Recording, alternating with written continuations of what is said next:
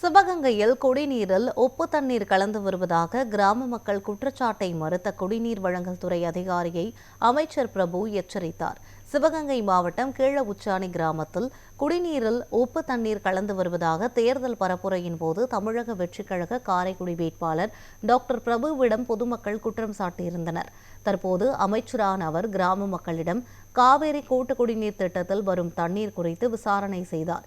அப்பொழுது குறுக்கிட்ட காவேரி கூட்டு குடிநீர் வழங்கல் துறை அதிகாரி உப்பு கலந்து வருவதற்கு வாய்ப்பு இல்லை என்று தெரிவித்ததால் பொதுமக்கள் கூறுவது பொய்யா என கேள்வி எழுப்பி எச்சரித்தார். மேலும் சுத்தமான குடிநீர் கிடைக்க நடவடிக்கை எடுக்கவும் அதிகாரிகளுக்கு உத்தரவிட்டார்.